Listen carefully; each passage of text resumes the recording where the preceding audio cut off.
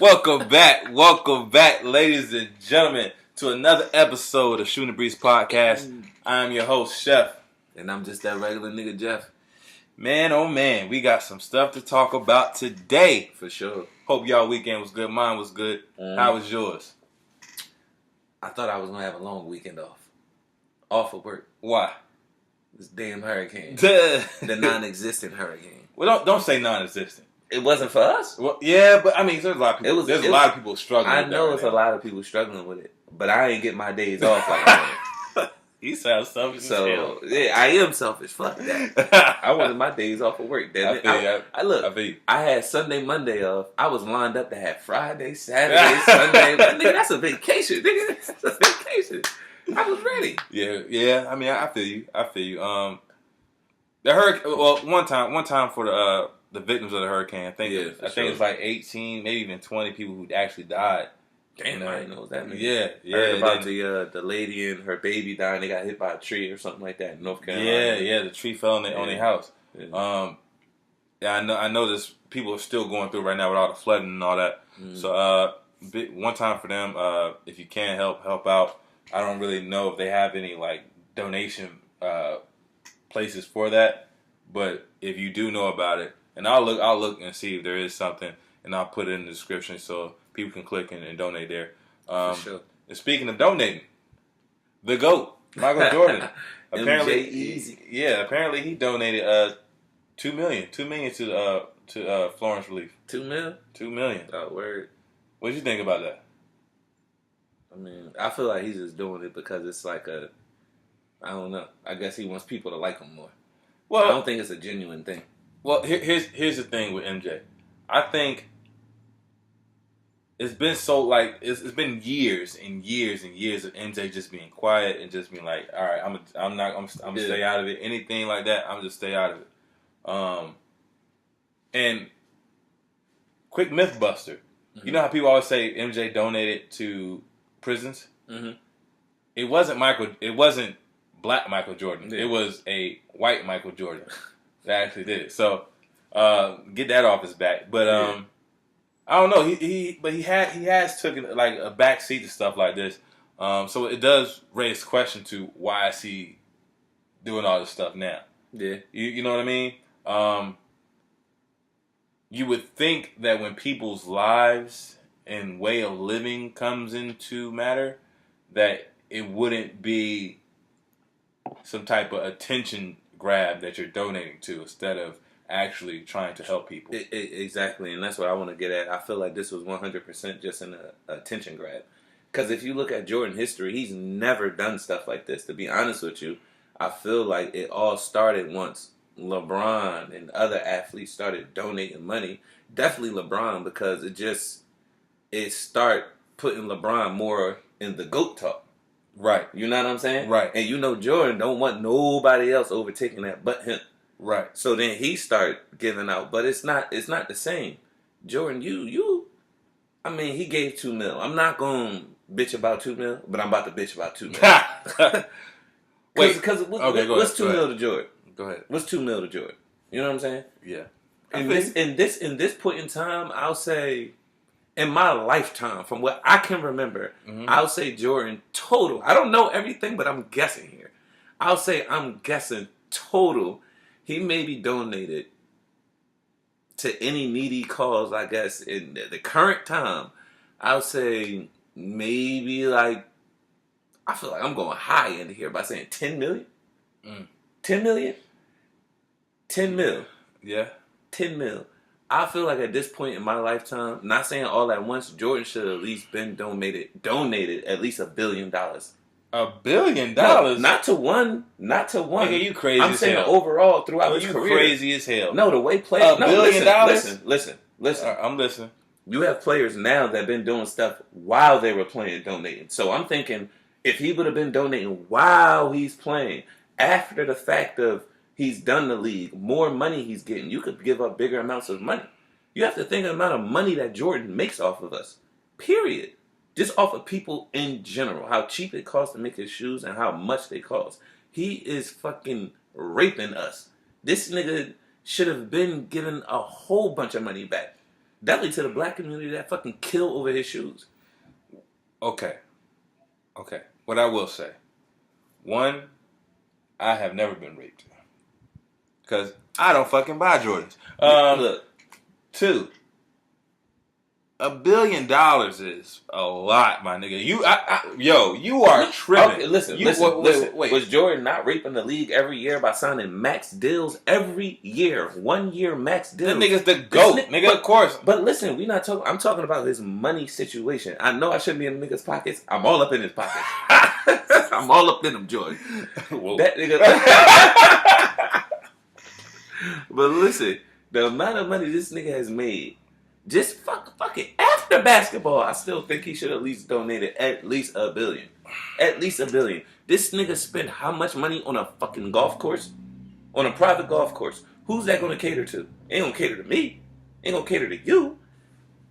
Who's it gonna cater to? Niggas like Bill Gates and Warren Buffett and people in that category. Niggas that got gazillions worth of dollars that we never even heard of. Bro. That shit ain't got nothing to do with us. What the fuck is a golf course gonna help somebody do something? Well, actually, LeBron built a fucking school. Listen. You know what I'm saying? LeBron built a school. This nigga built a golf course for the white people. Listen. LeBron did build school. Big ups to LeBron.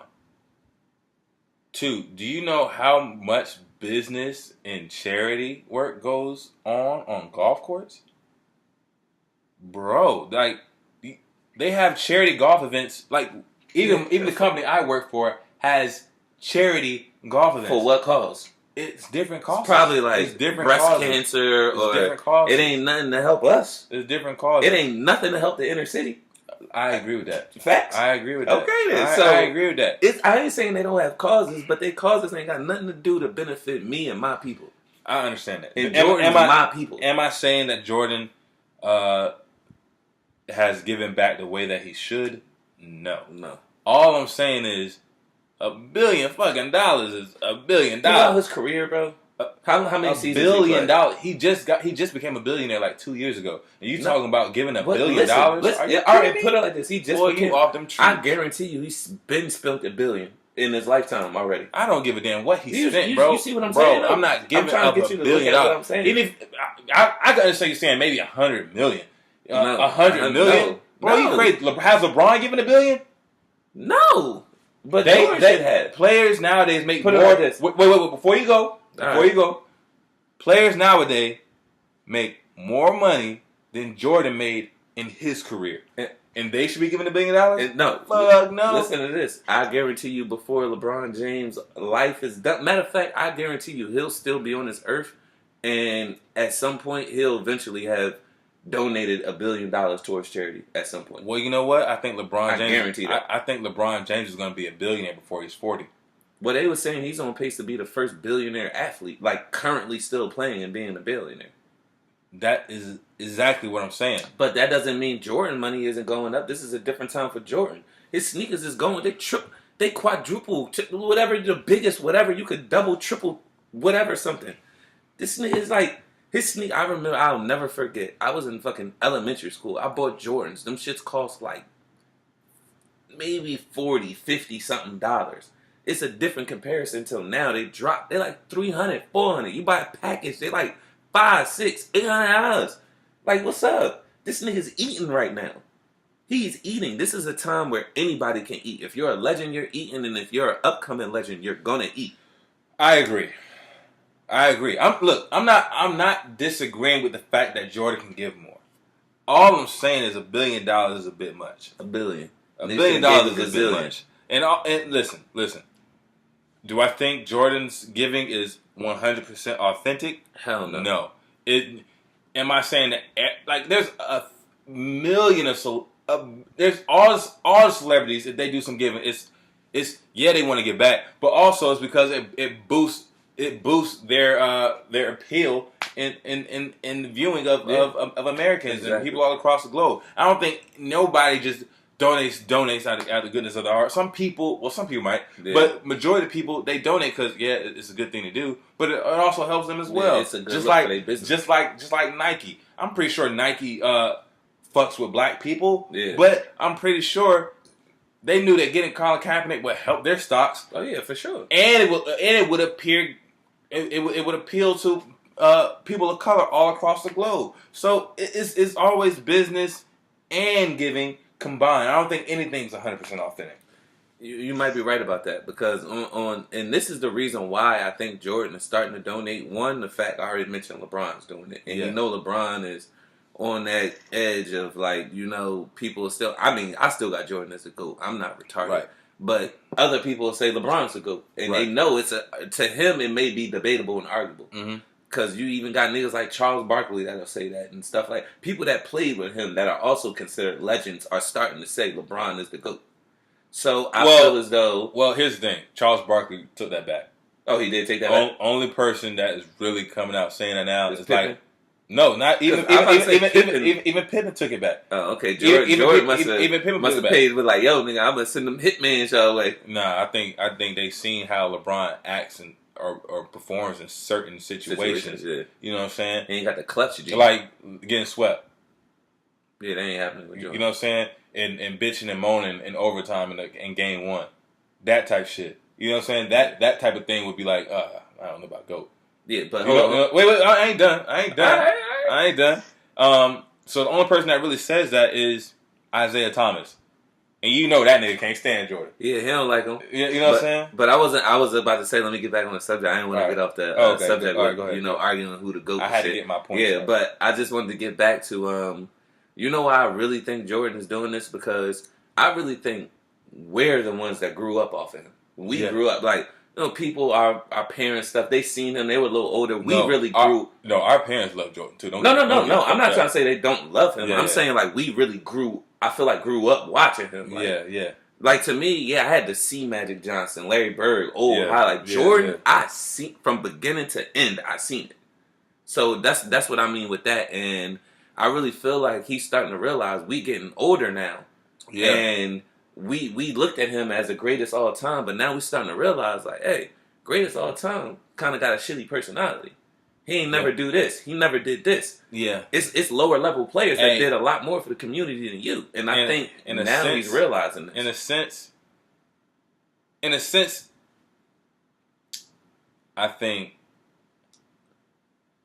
it's kind of unfair to say this about Jordan. In a sense. Like, racism was crazy back in the day, right? Mm-hmm. So MJ knew. I kind of feel like he felt like, look, I ain't trying to fuck this up. So who he turned into? He turned into motherfucking. To me, I compare MJ to motherfucking what's the nigga from Django? That nigga on the horse? No. He wasn't that bad, bro. He wasn't that bad, bro. He wasn't that bad. I feel like that nigga be faking, boy. I think MJ played the game. Like MJ never denied being black. He never pulled no Tiger Woods. But niggas still support Tiger Woods. It don't matter about you denying it. It's about what you do, bro. Has Tiger Woods done anything? Tiger Woods is a sellout. What do you mean? I agree with you. I ain't defending him. Fuck that nigga. All I'm saying, that's all I'm saying. I think because MJ was out before even Tiger came out. You know what I'm saying? Yeah. MJ was in a very unique, like when I say unique, he was in a very unique place to be in the early 90s and late. Like, could you imagine being on top of the world early 90s as a black man was probably pretty crazy and hard to adjust to. We make it seem like this because we've seen all these other athletes do it now, but let's not get it twisted. Things are a lot different now than how it was back in the day. It's a lot different. You know what I'm saying? Like a company could just be like, man, give me this shit. I ain't giving it to you because you're black. Back in the day. No. Back in the day they could. Yeah. Now they can't. Because, bro, you know, nah. you got it fucked up. Nah, I feel like back in the look at Papa John's. What are you talking about? What do you mean? When Papa John's came out and said something negative about people of color. Oh, you talking about how us? Yeah, I'm thinking like athletes or something. No, I'm talking about like the businesses. Oh, okay. Businesses can be like, give me that. Back in the 90s, early 90s, man, give me that stuff. You're black anyway. Yeah. And you wouldn't hear about it because there ain't no social media. There wouldn't be no big uproar. It'd be like a little, damn, that's kind of weird. You know what I'm saying? But now you do that junk. Everybody gonna see everybody gonna see it. Everybody gonna know, and your product is gonna take a hit. That bottom line gonna take a hit. So it's a little different nowadays. So I'm just giving look. MJ, you got to do better. You got to do more. Even if it ain't authentic, I ain't gonna say don't give you $2 million. Nah, I ain't gonna say. You know what I'm saying? I'm not gonna say that. Yeah, So I do think times were different. So it's a little unfair, but look. I don't know if he's doing it authentically or not, but I commend him for doing it. And LeBron, when it comes to making a change in the world, LeBron's ahead. Yeah, it's like I want to hate LeBron. I want can't. to. For only reason why I want to hate him for hopping to Miami. That's the reason why I want to hate him. But other than that, I can't, because even the first year he went to Miami, I liked LeBron. I hated him when they was making fun of like Dirk with the cough and shit. Yeah. That's what made me, well, not hate him. That's what made me start being like, oh, he corny the next year. Yeah. But I like LeBron again. And LeBron, man, look, Jordan the GOAT, but LeBron, you doing a lot to try to get there. He ain't gonna get there. He doing a lot, and I feel like you're doing a lot on and off the court. Right. Way more than Jordan did. Right. And nobody's gonna beat Jim Brown now. What about Muhammad Ali? Or Muhammad Ali. Them two niggas was the real ones. Because now they the real goats. Because they the real goats. When it comes to this, for athletes to stand up for something, for activism and stuff. Yeah, Jim Brown and Muhammad Ali, they the goats. Yeah. Even though Jim Brown getting old now. Yeah, he been saying a lot of questionable stuff lately. But anyway, he might be a clone. You might be cloning everybody. Here you go. So off the hurricane, off the donations, on to something a little funny. Get it? A little funny? Cat Williams? A little funny? My nigga. So Cat Williams has made the headlines this past weekend. Yeah, I believe so. Yeah, it was this weekend. Yeah, and he's been saying a lot of different stuff about some of his fellow comedians. And somehow found a way to get a gun pulled on him. So let's check out a clip. Let's check out some audio from this weekend of Cat Williams. Because they're going to let you do your special, Gerard Carmichael, but nobody's going to watch it. They're going to let you be a star, Lil Rel, but you ugly. And white people don't believe in ugly stars. They think you have to be somebody that women want to sleep with and men want to be. But because we black, they say, oh, you don't even deserve that. So you get Kevin Hart, Lil Rel, Gerard Carmichael, all in a row, Hannibal Buress, just dudes that no woman would talk to in Lenox Mall, let alone you making them movie stars.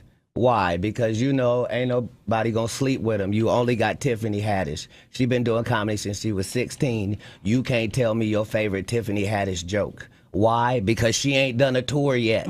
She ain't done a special. She has not proven the ability to tell jokes back to back for an hour to nobody. And they already ready to down Monique and up somebody who has showed them Girls Trip. Did you think she wrote Girls Trip, goofball? Yes. And thank you for having me. Thank you for coming in. I see why people come to Wanda's show. Yeah. Because Frank Ski puts it down. That's right. Get on out of here with your crazy ass. Is he crazy? And help me get to the salon. All right, it's the People Station Viewer 3. Your hair is kind of... That joint was... My hair is 19 inches long and I have no perm. You don't? Oops. Oh, that's not a perm. No, it is not. Nice lady. That's natural? Come run one of your gnarled fingers. Come here. While you on air. Come on. So they can hear you live. Come on. Let me come over here. No. That's not how that works. Oh, okay. Well, then stay over there. Don't worry. Ain't nobody putting their hands through yours. That's right. And make sure. That wig and that headphones come take together. off them old ass clothes you got on. How about that? Yeah, they're old. Versace, yeah. It doesn't matter. It doesn't matter. She said, Versace. I want to apologize to the people at Versace Collection. This is your 2019 summer line that hasn't come out. But you had to open it up and show us it was Versace. I wanted to. No, I didn't have to open it up. These people are on radio. They can't see anything. Yeah, but you opened it up so we could see it. Yes, ma'am. Well, happy whatever store is for the Black Lane Bryant. That's right. Very proud. Okay, let's play some music real quick. I'm not the right one to Jones on. Get this inmate out of here. If you can't get your blood pressure down, you can't call me that. Whatever, little mama. If your cholesterol is 600. Whatever, little mama. I'm little mama's baby daddy. No, you little mama. Yes, ma'am. Hey, and what are you, girl? You probably shouldn't talk about sizes. No, that's okay. You big on the radio. That's right. And you're big Turn in it prison. down. And you're yes, big ma'am. in prison. I've never been to prison. You have 19 several felonies, times. no convictions. Yeah, Knock it off. Prison and jail aren't the same. No. Okay, no. calm No. down, calm down. Only one of us has $12 worth of jewelry on. No. No, $12. No. That all is available. $12, If you wanna have Wanda's jewelry, please go to Citgo or Quick Trip at any point. If you buy 2 packs of Newport 100s, they will give you everything Wanda has on right now for $7.99, and it comes with a free car wash. Won't you come on down? So there you have it. Criticizing Rel, Tiffany Haddish, Kevin Hart. Kevin Hart. I mean, like, did he say something about Wanda Sykes too? No, he didn't say nothing about Wanda. Did he? But do you think he's hating, or does he have a valid point? For some of the information that he said in that clip, like and things when he was talking about other people got passed by, and she's, but I feel like this is the Drake effect. She may be funny, she may be this, she may be that, but is she writing that stuff? Was that script designed for somebody? And it's just like how he said, that script was floating around in 2004, 2005 for a Girls Trip. Mm-hmm. He seen it. I'm not. He didn't say if he didn't like it or not, but I'm assuming he didn't like it because he didn't pick it up. You know what I'm saying? Or all right, go ahead. So that movie, that script was floating around for a while. She just happened to pop up and land and get that. Mm-hmm. You know what I'm saying? So I'm assuming that was her breakout movie, right? Yeah. Was a Girls Trip? Yeah. So it's you can act something, you can say the words, you can have a personality, but when it comes to being a true comedian, that's how I'm taking it, how he was saying, I guess stand up, acting, having a total package. I mean, I can agree with him. All right, I agree with him. Do you know who Carmichael is? I have no idea who Carmichael is. Gerard Carmichael? Name sound familiar. That sounds actually very familiar. It was the Gerard Carmichael show. He's a younger dude. Little Rel, you familiar with Rel? He was on what's the movie with the Sunken Place? What's it called? Get Out. Rel. You seen the movie Get Out, right? Yeah. Remember The Best Friend? Oh yeah. That's Rel. Oh, that's Rel. He was talking about him too. Yeah. Oh, yeah. Okay. I was wondering who the fuck Rel was. Yeah. So Rel was on the Carmichael show originally, and Gerard Carmichael is a very funny comedian. But he's different. I feel like Gerard Carmichael is more of a intellectual. He'll talk about something and what is perceived to be so negative about something, and show you how it's good. And Cat Williams is more so your classic African American comedian. Yeah, you feel me? So he says, you think so? Hell yeah. He's definitely cut from like older cloth. I guess so. You know what I'm saying? He's definitely cut from the older cloth. Not dry humor type stuff. You know what I'm saying? Yeah, that dry to me, dry humor is white comedy. In a sense it is. I think they were probably doing it first. Yeah, not trying to say it's not funny because some people it is funny, but I think that's more like white comedy. Yeah, I feel you. Yeah. I feel you on that. And I think Gerard Carmichael he doesn't have like one lane. He's not dry comedy. Yeah. You know what I'm saying? So it's more so I thought about it. Oh shit, I never thought about it that way. Ha. You know what I mean? Tiffany Haddish, I really can't name too many jokes of hers. I can't. But at the same time, I'm not gonna put another black woman down just because she got the opportunity that other people didn't. Like I've been saying, times are different now. Mm-hmm. Times are different now, and she was in the right place, right time, and she did her damn thing. Yeah. There's been plenty of people who were in the right place, right time, and didn't execute. But listen to this. You gotta listen to what he's saying. I don't think it was a right place, right time thing. Everybody knows that it's shady shit that goes on in any industry when it comes to this. Definitely the bigger business that runs the world, which is entertainment, because entertainment runs the world. Mm-hmm. So, listen to what he said. He said they got that black woman that don't like no black dick. She just had that white husband, divorced him, was gone for a minute. Then she come out and said something about, oh, I want Brad Pitt. You know what I'm saying? So they was like, let's get this girl in here who ain't gonna fuck with no black dick. She want that white dick. She gonna stay obedient. That's why I said I thought he said something about Wanda Sykes because she's lesbian. She's another black comedian that's gonna obey because she ain't really with and she got a white girlfriend, I think. You know what I'm saying?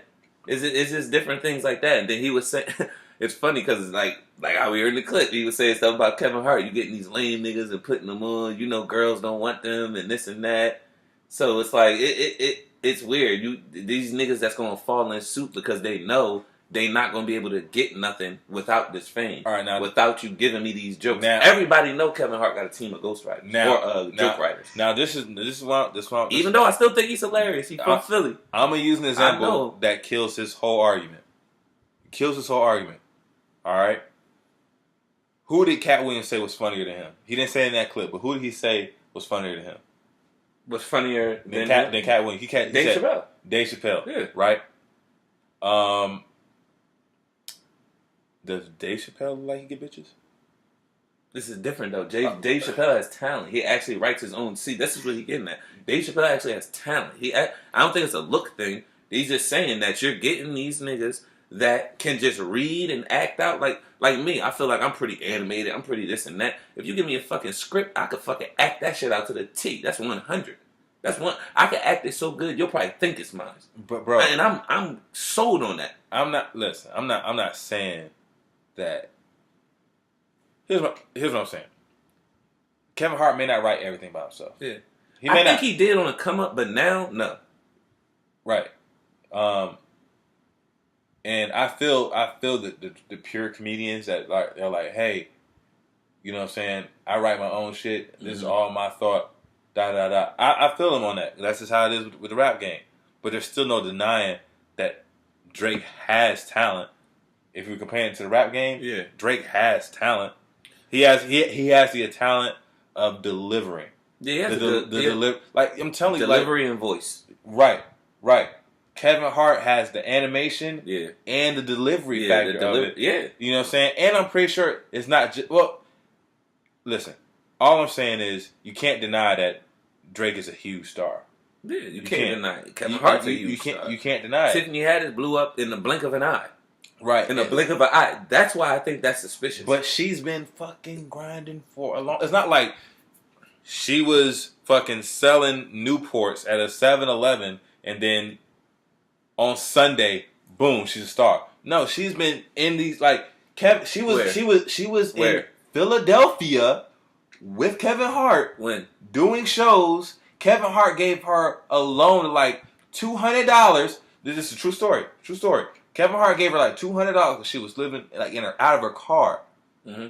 She kept grinding, made her way up, paid Kevin Hart back his $200. Like, bro, I'm not gonna sit here and discredit somebody who put the fucking time in. I can't do it. If other people didn't get their shot, why is that? Maybe they didn't put their hard work in, bro. No, they just got overlooked because this one is more submissive. You can't act, bro. But you don't even know that. You don't even know. You don't even know that. You don't know that's not a fact. You don't even know. But I can't discredit nobody for that either. I'm stating something that somebody said that's in that circle. That's in that. Kevin Hart came out and finished said it wasn't like that. In that. What about that? Who I'm gonna go? I'm gonna go with the realer person, which I think is Kevin or Cat Williams. Oh, you gonna go with the crackhead? No, Kevin. I think they put that out there to make him seem great. Wait, do they not? They do that. To make. But have you seen this nigga outfits lately? Bro, that's just his style. He a pimp. What pimp don't dress tacky? Name one. DJ, was not DJ. I was thinking about Jerry Richard. Not just right, but Hustle and Flow. That nigga named DJ. Yeah. But he a poor pimp. We talking about niggas that's on. A real on pimp. Don't dress tacky. Don Juan, he may dress tacky, but it's in suits and gold. So what? It's in suits and gold. Difference? It's this tacky nigga, tacky. Look, I'm about to pull up a picture of Cat Williams so you can stop all this bullshit. This nigga Cat Williams' hair be looking fried like a motherfucker. He got beat up by a 14-year-old and swings on a 14-year-old. So what are we talking about now? So he got beat up by a 14-year-old. All I'm saying is he can't tell the truth. You're discrediting Kevin Hart for whatever reason. You don't have a reason for it. No, I like Kevin Hart. I don't like his recent. You're discrediting his opinion about Tiffany Haddish. Oh, For whatever reason, I don't know. You said Cat Williams is more realer. Yeah, my opinion, I just think he is because I feel like Cat Williams, if you follow him and throughout a lot of things that he says keeps it 100. He said a lot of shit. He don't sugarcoat. He's not an industry dude. If I understand that, but that don't mean he's not an industry dude. Does that mean he's right? So I just look. That's why his opinion. Look, listen. All right. I don't know. All right, cool. You don't know. I don't know. I'm just telling you what I think. I think that he's telling the truth. I think that Kevin Hart is lying. Do I 100% know that? No, I don't know neither one of them niggas. All right. But this is just what I personally think. I personally think that Cat Williams is telling the truth. When I can't remember the name of all the people, but all of those female people he named are probably really hilarious people that we'll probably never get a chance to see. Or we probably seen, but they got glanced over because they had a minute little part in something, and we didn't even notice them. Really. Do you think look has to do with it too? Yes, that plays a major part. All right, he said it in that too. Look, he said the only people that get on are light skinned people. The only way dark skinned people get on is if you're submissive. I definitely think that is kind of true. I do think some people slip through the cracks. Yes. Okay. But for the most part, I do think if you are our skin complexion on the darker side, you have to really get in line and obey. I don't know about that. I really do think that. I do think it is harder for dark skinned people to get in the limelight. I do think so. And then once you're there, if you got help and somebody put you on and you get there your way, I feel like you have to obey and get in line. And if you don't, they're pulling your ass out. Whoever they are. Unless you got grind and you got talent, bro. Well, that's why I said if you make it on your own, independent. Yeah. But for majority of the people that's on, I feel like 95% of the people that are on in whatever entertainment industry you want to say, all got help. That's the thing with anything, bro. That's the thing. You know how people say, "Oh, I'm self-made," nigga. No, you're not. I'm talking about big help. I'm talking about big corporations. Every single person had some type of help. Everybody. To make it where I was in college basketball, I had help. Yeah. LeBron, to make it where he was, he had help. Everybody knew. I'm talking about big corporations having help and getting you out there. Exposure. That's big. Bro. Definitely in acting. You think somebody would go like comedy? just walk on a stage and just like, hey, you're owner of this.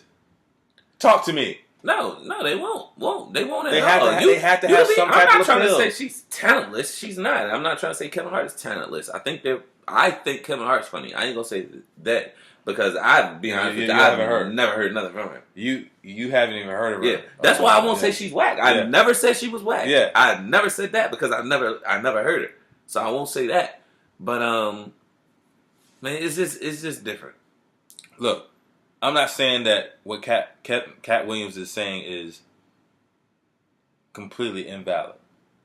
All I'm saying is, how does he know? And then what I'm saying is, why are you discrediting another black woman for getting paid? Why? What's the point? It don't make no sense. No matter what. Even if you do have that feeling, what's the reason? You want to see? I always try to look a little deeper into things. Even when he mentioned the part about her having a white husband and all that, I don't give a fuck about none of that shit. You already know. Right. But in a sense of it, I think he kind of said that. He didn't want to blatantly say it, but I think he said it because it's like she fooling y'all. She fooling all y'all black people thinking she down, she this and that. But she don't even really fuck with y'all. She fuck with the white dudes. Like to me, I don't think that dude make you less black. You could still be cool, but in the limelight, when you're in entertainment, and if you act pro-black and have a white significant other, no matter what race you are, even you could still be pro-black. I believe in that. Mm-hmm. But if you have a white significant other, you can have another race, but just white. Right. People are going to look at you different, and that's why I think he said that. Well, here's my thing. If I already said this multiple times. If you're black and you don't fuck with black people, not saying that you have to have a black spouse, but if you like, oh, I'm not messing with him because he's black, you're a fucking goofball. Yeah. Excuse my language. I know my mom might be watching, but you're a goofball. You for me, you're a complete lame if you do that. Yeah. If you happen to fall, like sometimes can't control who you fall in love with. Sometimes. So if you happen to fall in love with somebody and they white or they Mexican or they Japanese or Korean or Italian, Spanish, it is what it is. Yeah. You know what I'm saying? But if you're like, I don't mess with the blacks, and you got black skin, especially if you got black skin, yeah, that's a problem. I might snuff you. Real talk. Yeah, I know you would. Real talk. But then Cat Williams was going on the host of the show. Oh yeah, he got some balls for that. Oh yeah. He went on that roasting session. Oh my goodness, certain people you just can't joke with, bro. He's one of them. He's one of them. That's what I was the whole time. I'm like, why is she still going? Like she giving him ammo. Right, she just got to chill because, and she knows she's not good at joking. She's a good personality. Yeah, she ain't no roaster. Joking. Nah, she ain't no good roaster.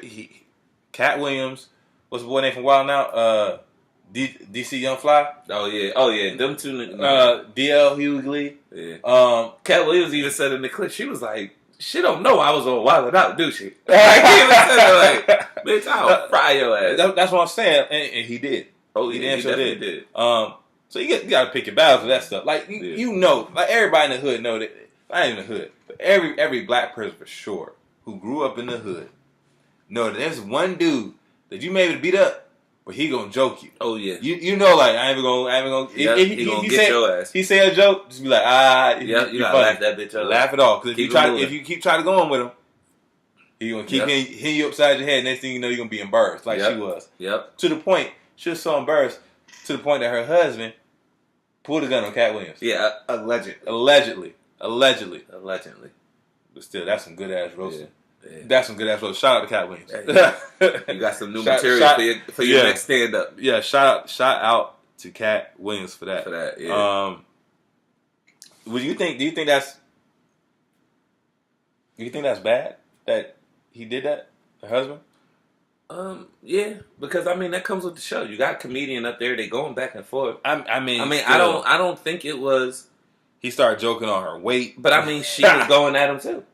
You know what I'm saying? It's just you can't. That's what I'm trying to say. You can't do stuff like that with a comedian because she was actually the first one to bring up sides, and he even said it. Yeah, because she said something. Oh, you're small, something, whatever. And he was like, I think you want to be the last one bringing up sides.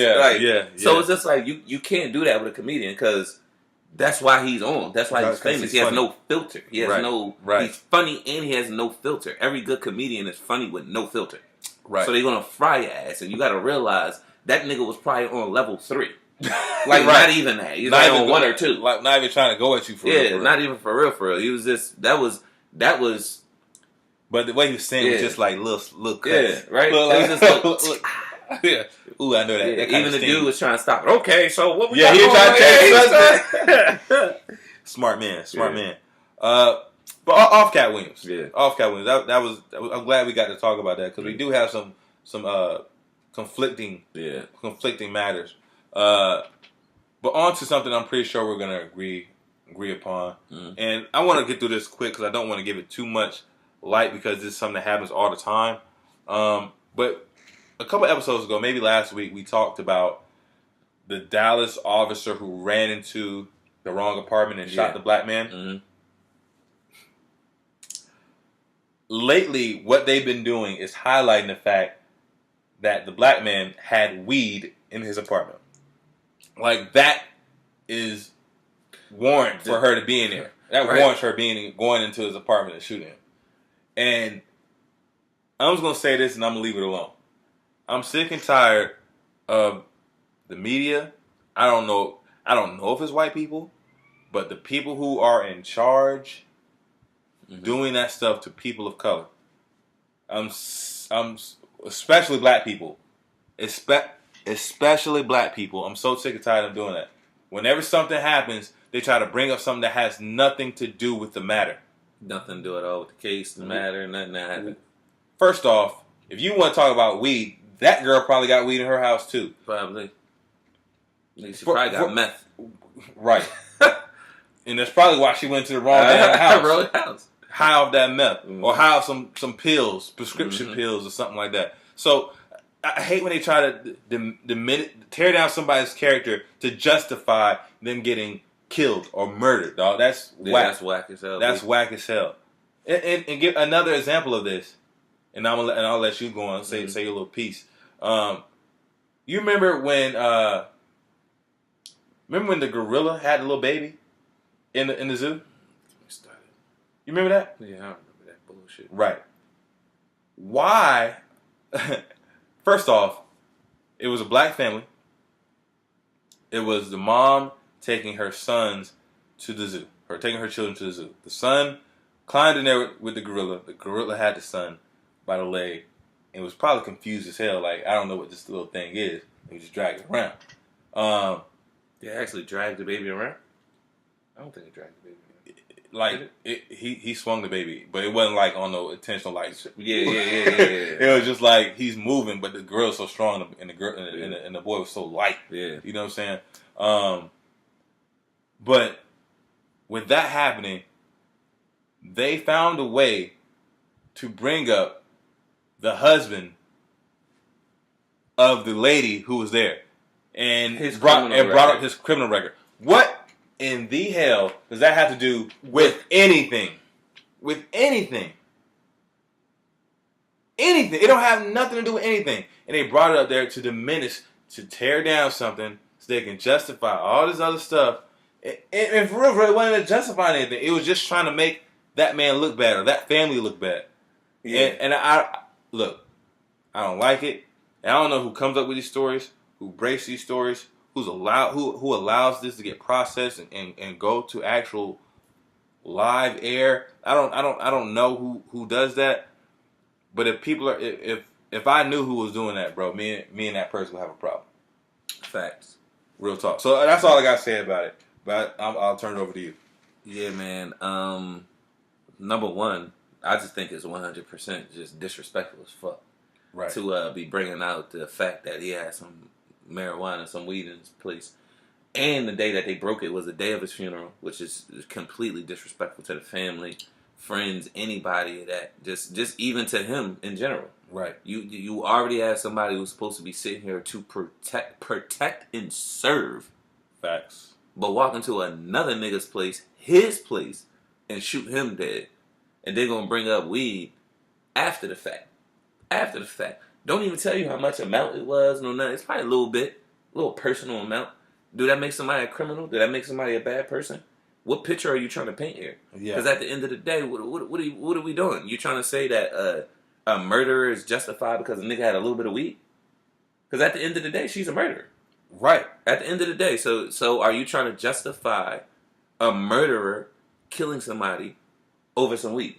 A little bit of weed that you didn't even know existed that was there. Say he had an OZ. You know what Still. I'm saying? It doesn't even matter. It doesn't. His house could have been made out of weed. That was justify her killing him. I'm trying to tell you, if he had a whole that would have been said. The fact that they just said, marijuana was found. What? It could have been marijuana crumbs. They're not even saying what it just. That's honestly what I think it was. I think it was crumbs. Because if it was an amount to say an amount, they would have said the amount. Mm-hmm.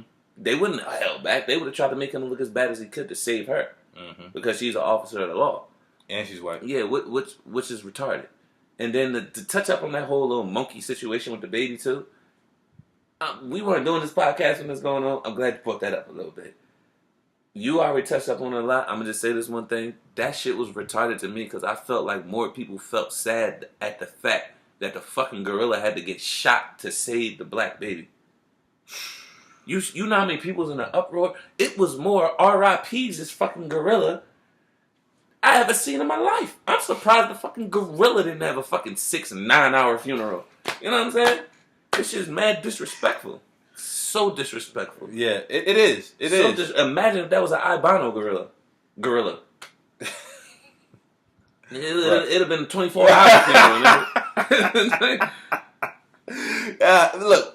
Look. All I'm saying is, there's a lot of stuff in the media, and we all know this. We all know this. There's a lot of stuff in the media that needs to be fixed, that needs to be changed, that could be done better. And that whole depiction, trying to depict somebody, or trying to depict a victim as something, is just wrong. It's poor taste. It's ethically wrong. And downright just ugly, man. It's borderline evil. Yeah, man. Look, put it like this. Media gonna do anything for them views, some clickbaits, everything. The only thing I can honestly tell people, think for yourself, man. Think for yourself. Right. Stop letting TV and all of this do the thinking for you. Think for yourself. Think free. And as my niggas in Philly say, dream free. Right. So, on to another something. I didn't want to talk about that for too long. But on to another topic. This weekend, we had a epic boxing match. Thought you was about to say we had an epic storm. I was about to say, nigga, where? Nah, but an epic boxing match. Canelo Alvarez versus Gennady Golovkin. Bout 2. I'll start off. I think this fight was definitely a fight of the year candidate. Oh, for sure. It was a great I fight. already knew that going in. That Deontay Wilder fight is still up there. Was that last year or this year? What, the one with Ortiz? Yeah, that was this year. Early this year, right? It might have been. Was that early this year? If that was this year, that's the fight of the year to me. Yeah. Because that had a little bit. Was it more? It was more action.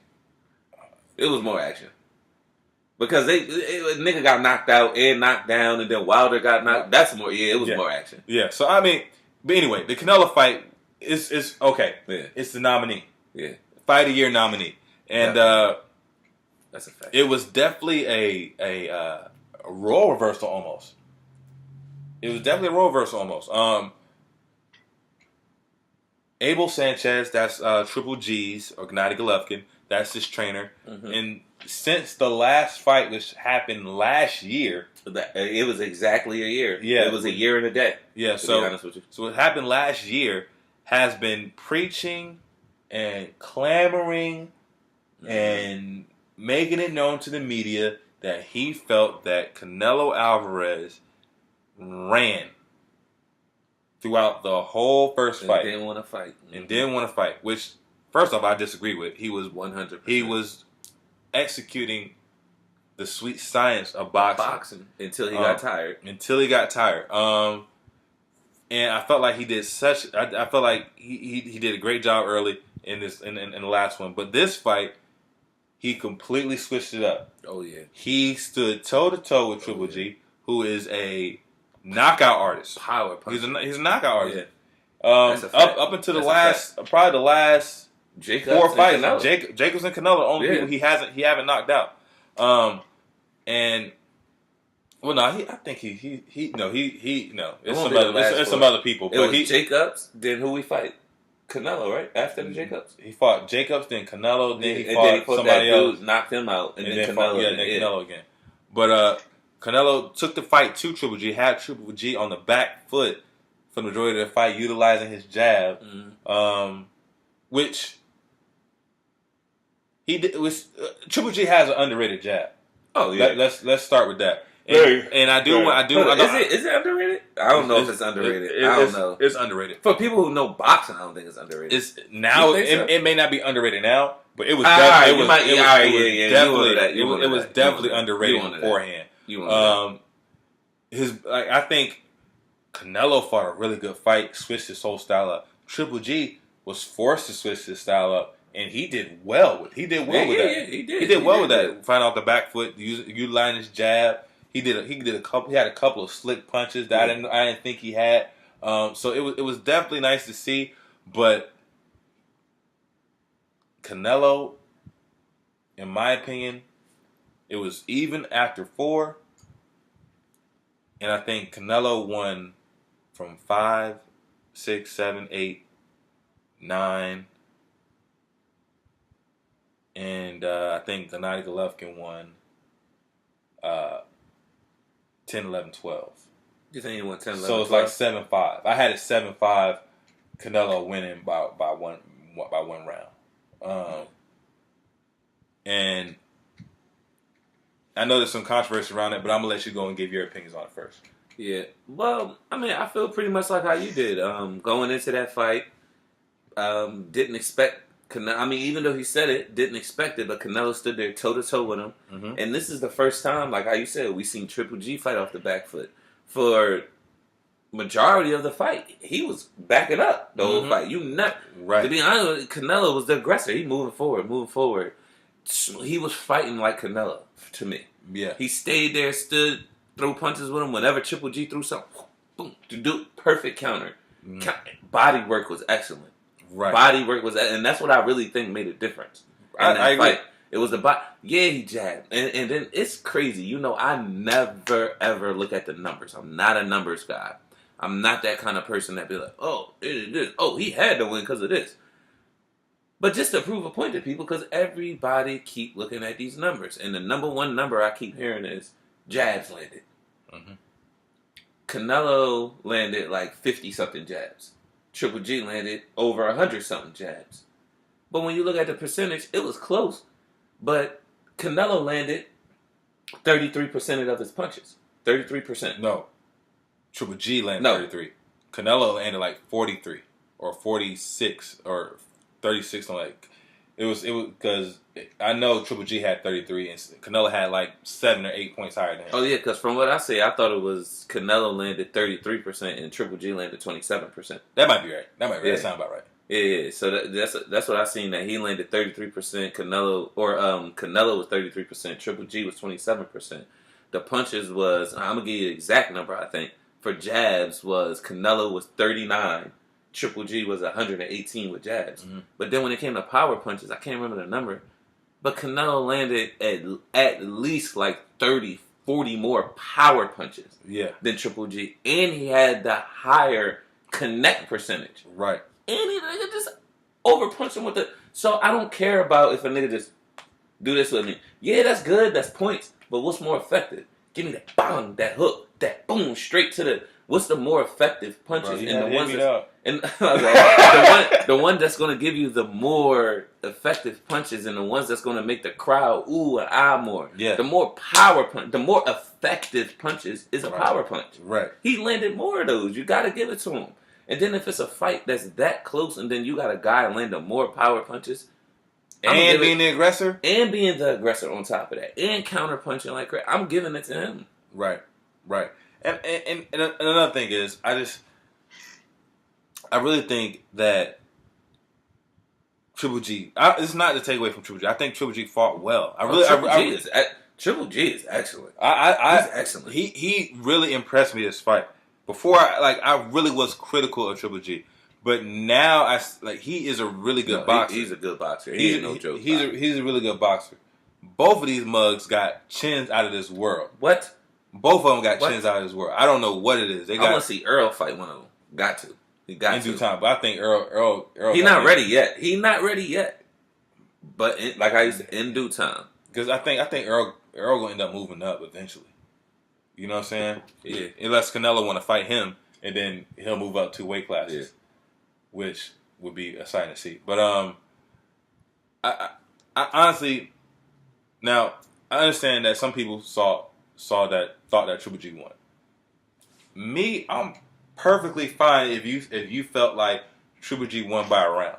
Yeah. Because there were a lot of rounds in there that were like, I don't know. Yeah. You know. So fight. I'm perfectly fine with that. But for some people to say Triple G dominated this fight, for some people to say that the score, like Teddy Atlas, to say that the score was 117 to 112. You know what he was on? What? That angel dust. Yeah, because he was tripping. Like I don't know what fight he was watching that he scored at 117 to 112. He tripping. And for people who thought that Triple G dominated, I don't think anybody dominated. Yeah, nobody. I think it was a very close fight. It was. I wouldn't have been mad if they called another draw. To be honest with you, I don't think anybody would. But I honestly think Teddy Canelo. Yeah, I honestly think Canelo won. So when they announced he won, I was happy, cool. And to be honest with you, I feel like a lot of just people we know think that I'm a Canelo fan. I really don't have a boxer that's my favorite. I just like boxing. I think Earl's my favorite right now, though. Well, I'll give you that, Earl. But you kind of put me on to Earl. So like Earl ain't really. It ain't like I discovered him and I'm like, yeah. You discovered him, so you like this nigga. Yeah, I seen him on the grind to come up. Yeah. You kind of introduced me. Yeah, he was still on the come up, but it was already kind of. Let's pay attention. He's a real deal. Yeah. But I forget where I was going. I forget even what I was saying. I forgot. My bad. I forgot. Earl threw me off. But listen. I think Triple G and Canelo could have a third match, but I don't think it's gonna happen. Yeah, it's all up to Canelo, man. Canelo surprises me. Listen. But see, I think Canelo really is a true Mexican and got that Mexican blood in him, and he's not scared to fight anybody. I think if they don't fight, it's Oscar De La Hoya and the promotion team. Well, I feel you, but just imagine this: I move up 2 weight classes, right? I fight the biggest and baddest in this weight class. Tough fight. Some people say I lost. Some people say I won. Draw the first time. Second time, I beat him. I'm not fighting him again. For what? What? If he wants a payday. Who else is there really for him to fight? They got David Lemieux. That'll be like a payday fight. Like a pay-per-view fight. Well, anywhere Canelo goes to get a pay-per-view. Because he brings out all of the Mexicans. Yeah, that's all South America. That's all South America. So, that's a fact. So anywhere Canelo, Irish, right? So anywhere Canelo fights, he's gonna have some ratings. People gonna watch it. Yeah. Just like Floyd. Yeah. He's Mexican baby Floyd. Except for he more of an offensive fighter than Floyd. But his style, even he took a lot from that loss from Floyd. Yeah. So he really did. That's what elevated him to where he's at now. Facts. So you got David Lemieux. You still got the Charlo brother, who's his mandatory now. Who, Canelo? Yeah. They're not ready for him. They're not gonna fight him next. Yeah. That I think that would be too big of a challenge after having a huge mountain to climb. You got it. You win. What's too big of it for Canelo? Yeah. Yeah, I won't say you're wrong for that, but I just don't think that they're ready. Like, I like Spence. I like the Charlos. I like Spence. You know that. I really don't think they're ready for that yet. They got to fight. They got to get more. They got to fight more experienced people first for me. Right. To be proven. Because Canelo is seasoned at a young age. For real. Because he's only 27? Yeah, and he's seasoned at a young age. What did they say at the beginning of that fight? He had 21 professional fights at the age of 18. It's crazy. He's seasoned. Right. I feel you. But when you got a young, hungry person, bro, you never know what. And them Charlos hitting. Nope. And it's funny that we say this because I told Dodie this a couple days ago. I was just like, yo, tell him about the Charlos. Yeah, they could fight Canelo and shit like that. And I was like, put it like this. I don't think they're ready for him, and I think Canelo would win. But I said if there was a way where they won and like knocked him out or something like that or dropped him, nigga, I wouldn't be surprised at all. Because like it's one of those things where I would not be surprised. Because both of them can hit. Yeah. Both of them can hit. So Canelo got options. He's still got the winner of Darren Yemchenko and Jacobs. Oh, okay. Jacobs. I've seen him fighting Jacobs before anything, to be honest. Yeah, so they got Jacobs, they got David Lemieux, who just knocked the boy out with the mustache. Okay. So he got options, and I just don't think that he would want to fight Triple G again. Yeah. You know what I'm saying? After you win, you like maybe a couple fights down the line or something like that. Right. He gonna take an easier fight first. Yeah. He gonna take an easier fight first for sure. So yeah, off boxing. That was a great match. But now onto another match. But this match is other words. In a rhythm, in a rap. I know what you're talking about. You feel me? What are you talking about? I know that. Eminem responds to MGK. Mm-hmm. Now, I don't know if a lot of people heard the MGK response to Rap Devil. Rap Devil. So let's take a quick second just to hear a little snippet of that. Here we go. Check it out. Around it. Let's talk about the fact you actually blackball a rapper that's twice as young as you. Let's call Sway, ask why I can't go up to Shape 45 because of you. Let's ask Interscope how you had Paul Rosenberg trying to shelf me. All right, so that is MGK, and that's Rap Devil. Mm-hmm. And here's what we have for Eminem Kill Shot. Check it out. Handstand, son, listen, man, dad isn't mad, but how you gonna name yourself after a damn gun and have a man bun? So, I've been online and I've been hearing some different things. But what do you think?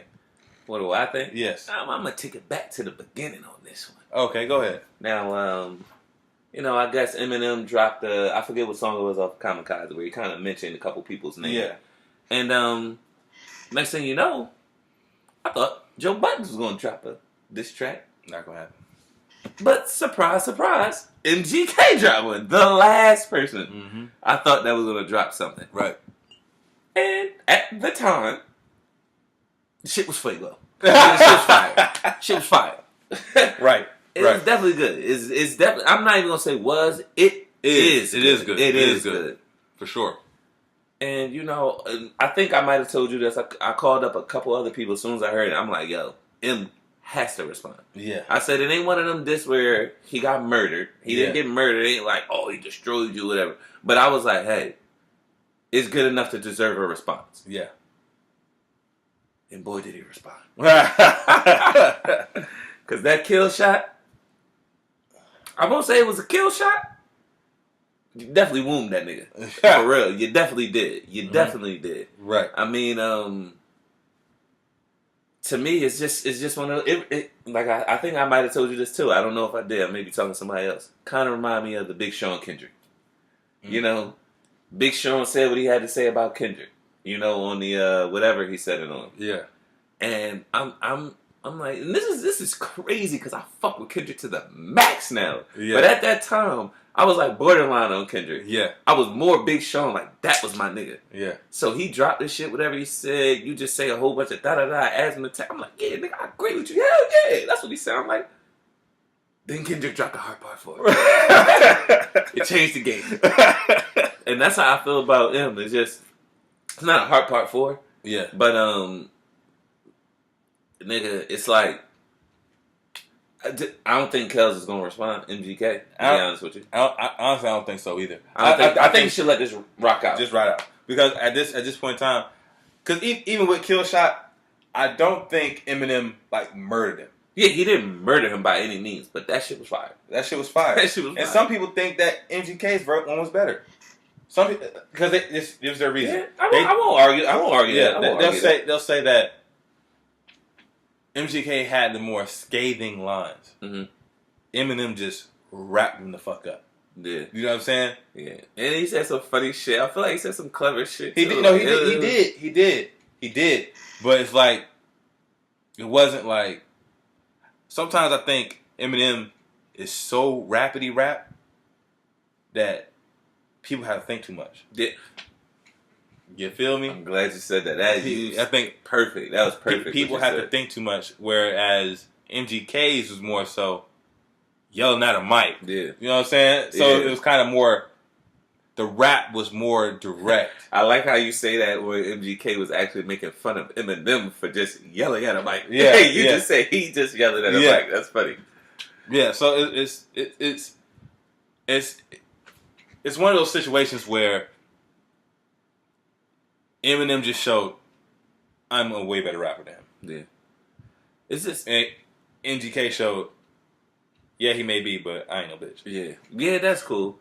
That is good. But it's just certain little things, like I said on the Eminem diss, that just I find funny. Just even the way he opened it up and he was like, your beard's weird. Like, he was just saying that. Yeah. To me, that was funny because it's just like, when MGK said it, somebody give me the clipper, shave his off, or his beard's weird, like shave it up. I didn't pay no attention. I didn't think it was hot. I didn't think it was wet. But then once Eminem said the diss and then he opened up, your beard's weird. Like, saying it like that, I'm like, well, that actually was a dumbass bar. Like, that shit, what kind of sense that make? Oh, I'm going to cut your beard off. I'm gangster now. Cut your beard. Nigga, no, you a barber. Like, what's up? Like, what's up? Like, right. So it's just shit like that. Then how he said, how you gonna name yourself after a gun when you got a damn man button? Like shit like that. Yeah. Shit like that, simple shit like that is funny to me. Yeah. And the nigga even said, like, this is the most, I look now, see, like, I feel like I'm starting to turn into a numbers guy. Yeah. Because I looked at MGK's video on YouTube. Yeah. Most views by far. This nigga got 96 million views in a couple of days. Yeah. Maybe he has videos that have more views than that. I doubt it. Yeah. But maybe he does, but not in this span of time. It's only been a couple days. 96 million views. So I like things when M say, like, I gave you a career just so I can end it or whatever like that. Yeah. You know, like, Yeah. nigga, I'm going to give you your 2 seconds fame just to step on you like a little ass bug. And you're Yeah. an imitation of me. Right. A couple people got offended because he mentioned their name in that. Like, they got, like, what's it called? Stray Bullets. Stray Bullets, like Iggy Azalea. Oh, yeah, Iggy and... she took offense. Ja Rule took offense to that. Because he mentioned how back in the day, him and 50 killed Ja Rule. Oh, yeah. And Irv Gotti. Yeah. And Ja Rule made a statement about it. He wasn't really saying that. He was saying, like, his music is timeless. It's funny that they still bring up my name.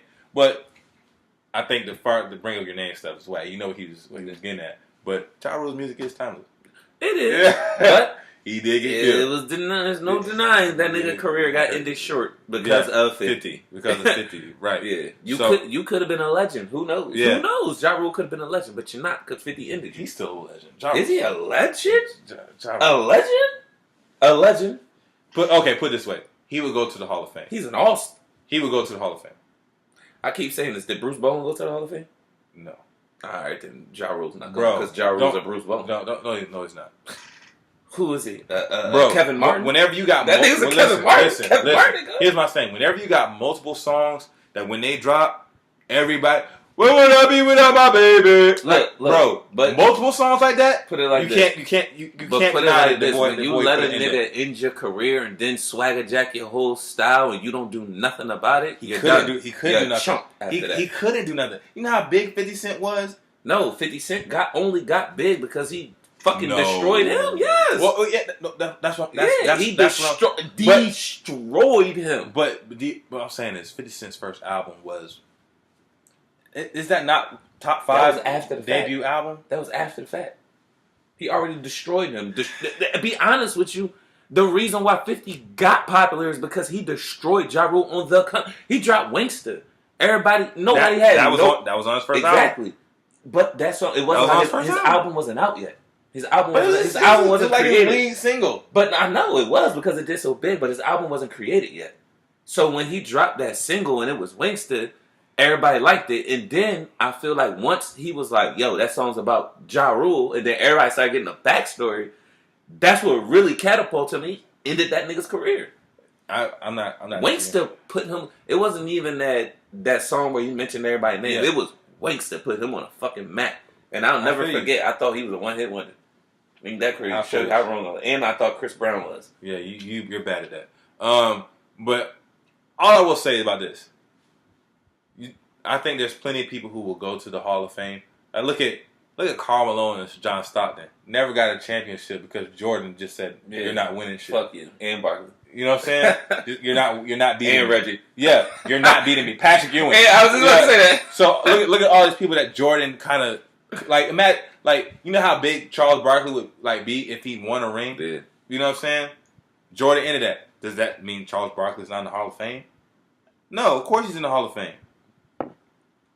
You know what I'm saying? So I think Ja Rule will be in the Hall of Fame of hip hop, just because he has multiple songs that when they drop, 15 years later, there's people in college right now that still know the lyrics to that song. You might be right, but that was a different era of music. Because I was hoping you was gonna say that every song he dropped was a hit. That's why he was in there.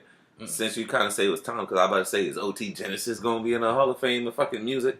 Because that nigga, no denying, if he drops something, that shit be popping. It be popping. I don't fuck with everything he dropped. I fuck with OT Genesis, but I don't fuck with everything he dropped. Right. Everything he dropped does kind of do numbers. He doesn't have like single wise. He doesn't have one song that is magnified as Ja Rule's like top 5 songs.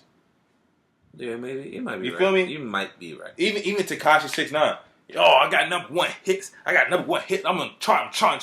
But he don't have one song that's timeless. Nah, not at all. He don't have one song that's timeless. And I feel like that's what you measure somebody as Hall of Fame. They have timeless music. If you don't have timeless music, you ain't shit to me. I guess so. Think about it. Because if you don't have, you're right. You're right. If you don't have timeless music, bro, after your 5 years, because everybody got at least 5 years. Yeah. As a matter of fact, everybody at least got they moment. Fetty Wap had his moment. That shit. Right? He unloaded the clip too fast. You know what I'm saying? So he had his moment. Boom. Now it's not. He'll never be in the Hall of Fame. That's just how I feel about the situation, man. That's how I feel about it. But back to M and MGK. Whatever. Yeah, right. I think they should just call it quits after this. We see where it is. They probably will. Yeah, they probably will. Because MGK, the touring and shit, doing his little thing off this one song. Next time we see him, they might be dapping up. Yeah, who knows? Yeah, so off of that. On to the next topic. Let's talk about some college football real briefly. Real quick. I just want to mention this. Mm-hmm. I'm a Miami fan. Miami, the U. Mm-hmm. Turnover chain, baby. Mm-hmm. But is anybody going to beat Alabama this year? I mean, we're not going to know until the championship game. Bro, here's my thing, bro. They have played 3 teams.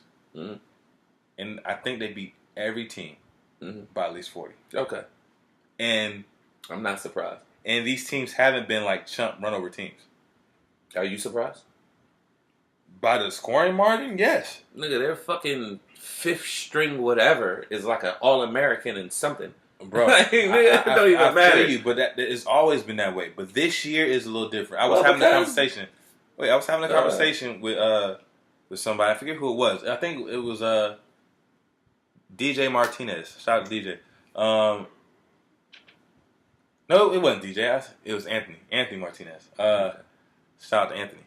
DJ, you cool too. But but no, he was saying that Alabama has an offense this year, and usually Alabama's defense is just so stout that you can't score on them. But Alabama has Jalen Hurt and the quarterback Tuya, who they put in the championship game. And Tuya is the starter now. And he is great. Okay. He is great. And then for the backup, they got Jalen Hurts. And he is good as hell. Yeah. Not surprised. So it's like they're dominant on both sides of the field. I think they're going to win the championship. It's not even going to be a question. Yeah. I mean. I just think it's unfair. It is very unfair. As right now, it's unfair. When it comes to, put it like this, it's unfair, but it's not. Because it's unfair in the sense that, yeah, they got all these players, but when it comes to college, these players get to choose where they want to go. And they're all choosing to team up because that's the new thing to do now. Mm-hmm. So, yeah, it's whack, but it ain't like, you know what I mean? Like Alabama, it's just, that's where they want to go because they know if you go to Alabama, your chances of going to the NFL is that much higher, even if you ride the bench. Right. Because you're still, nigga, just off of you going and practicing with these elite players day in and day out is going to get you drafted. Right. You don't even have to see the field. You playing with elite players. You'll get an opportunity. I won't say drafted, but you'll get an opportunity. Yeah. So that's why everybody goes to Alabama. That's why they're so stacked. Yeah. Because they know that's the gateway to get to the NFL. I wish there were more teams like that, though. I guess Ohio State is. Nah, Alabama is I feel like Alabama is number one. Stand out. Listen to this. I feel like if you a nigga that's like been lower level, maybe flew under the radar in college, and it came to that the workout scene, and they look, oh, what school you went to? Alabama? They'll be like, oh, Alabama? All right, let's pay attention to him. Yeah. Like, that's something that's going to happen. Alabama's name definitely for sure. Because you were recruited there for a reason. No matter what, you were recruited there for a reason.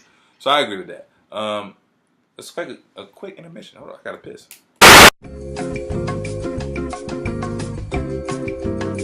All right, we're back. Sorry for the intermission. So, on to our song of the week. Yes, sir. My brother. Yes, sir. You got one? Yes, sir. What is it? My song of the week is called Pistol on My Side. Actually by Swiss Beats and Lil Wayne. Word, Lil Wayne. Lil Wayne. He made a little sneak appearance on something real quick. Yeah. Okay. Tell us about the song. Well, let the people check it out first. All right, let's check it out. Here we go.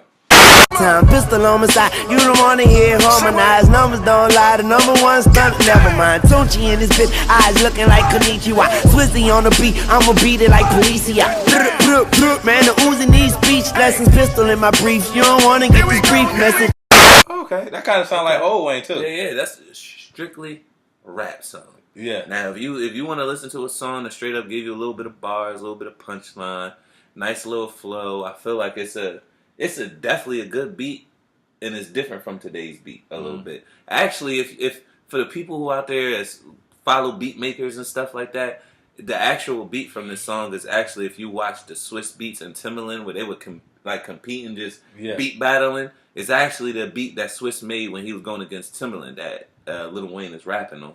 And in the video, if you see it, it features like Alicia Keys has a little moment in there on the piano doing her little thing or whatever. Yeah, but like the song, like I said, it gives you the bars, got a nice delivery, beat. I mean, see, it's almost borderline like vintage Wayne.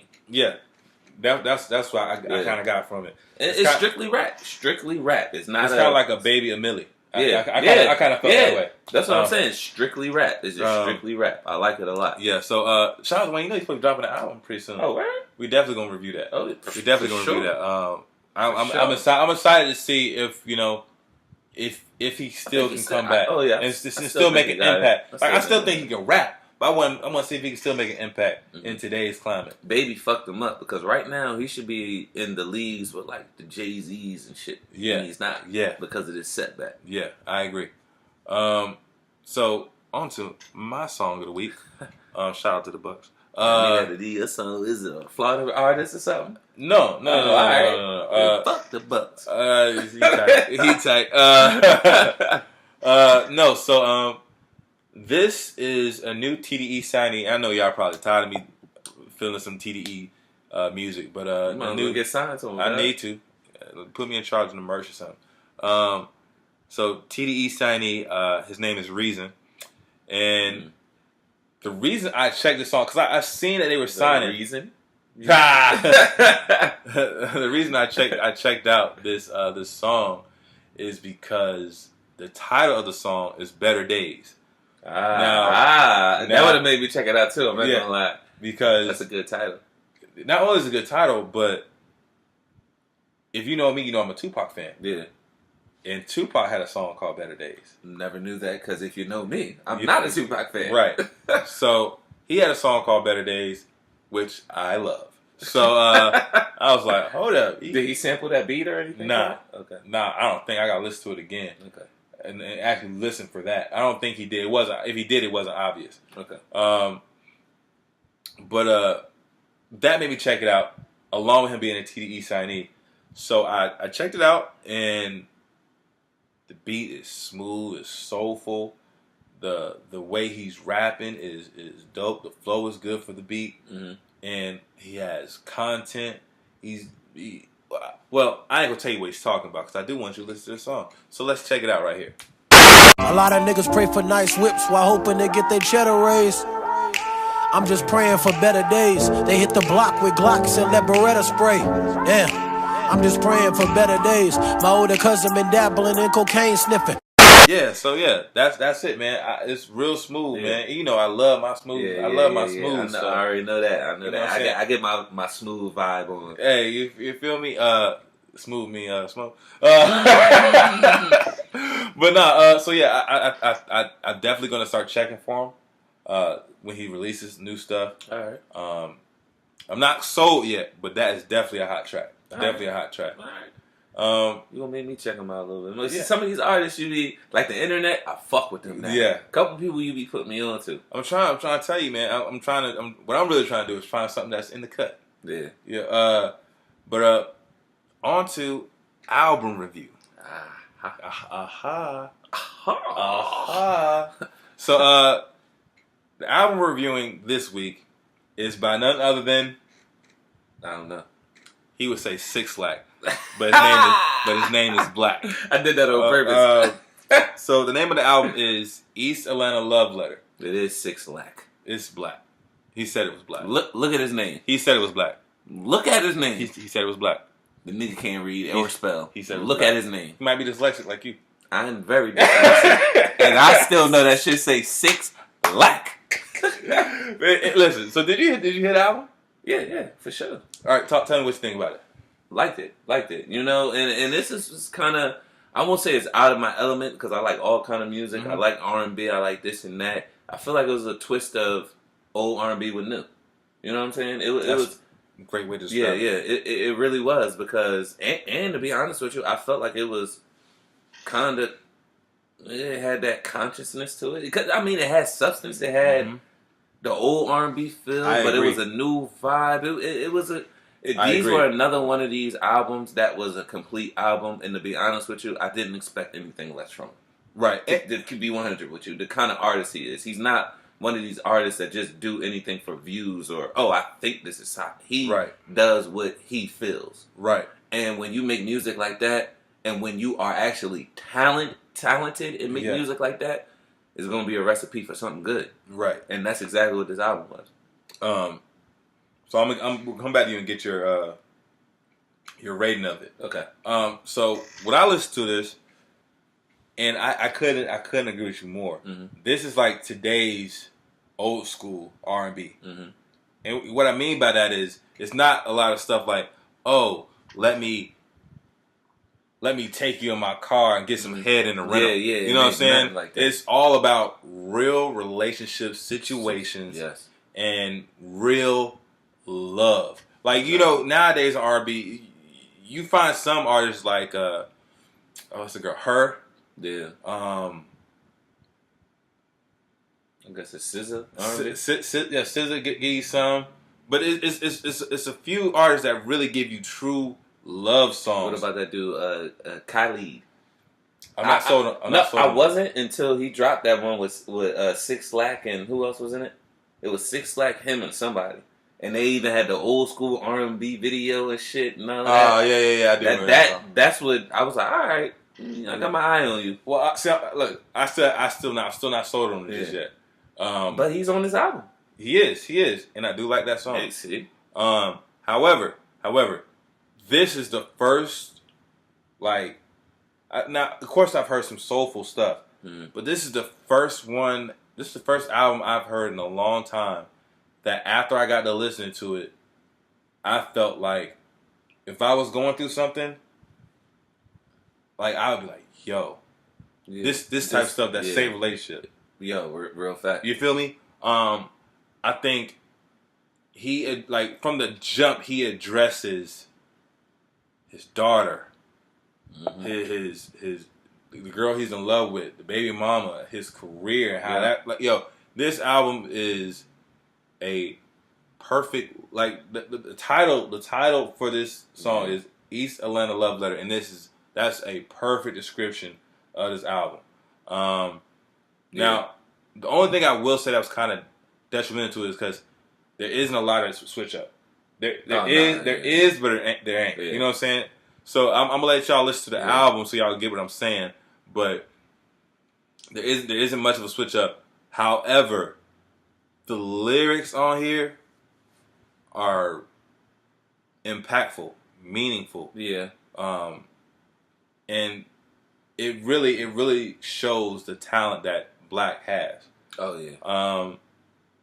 Do you have a favorite song off here?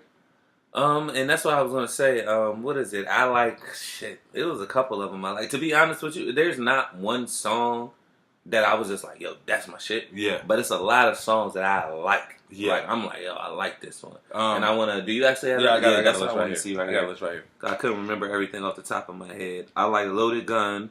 I like Let Her Go. Pretty Girls, Little Fears.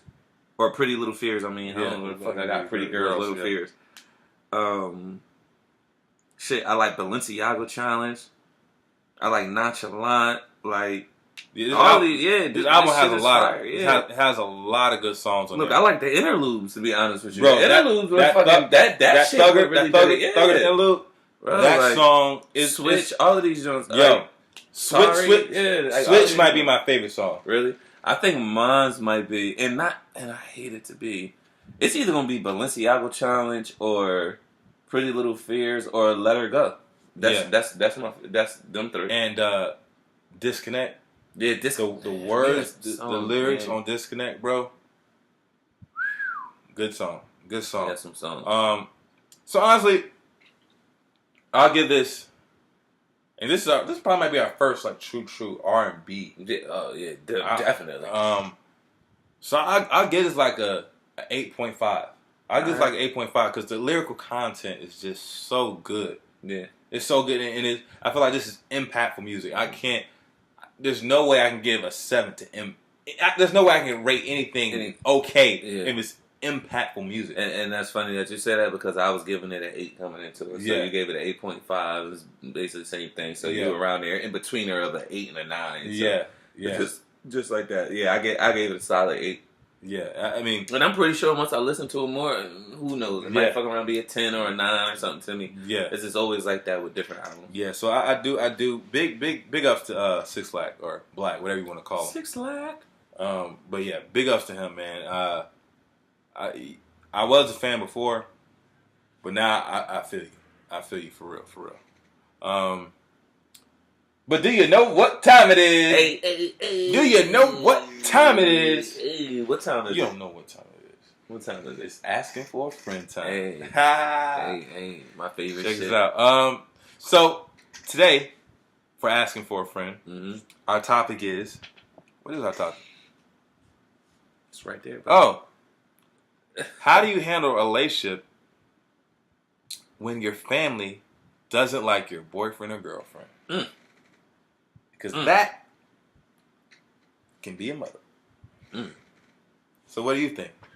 How do you handle your relationship if your parents don't like your boyfriend or girlfriend? Your family. My family, your brothers and your my sisters. fam. You know the only way you're going to handle that? If you really love the girl and your family don't really approve her, you ain't going to be around your family that much. That's just keeping it real. It's as simple as that. Simple as that. I see it. I witnessed it. It's real life talk.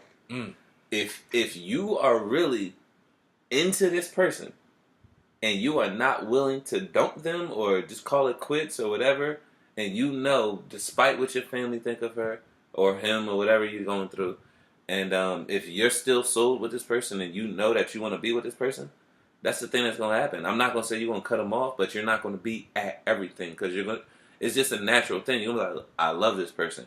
Why don't you accept them like I did? Yeah.